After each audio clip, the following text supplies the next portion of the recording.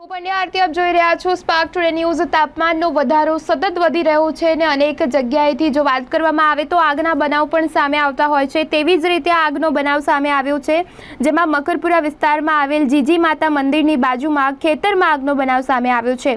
આગનો બનાવ સામે આવતા તાત્કાલિક જ ફાયર બ્રિગેડને જાણ કરવામાં આવી અને ઘટના સ્થળ પર ફાયર બ્રિગેડના જવાનો દ્વારા આગને કાબૂમાં લેવાના પ્રયાસો હાથ ધરવામાં આવ્યા છે।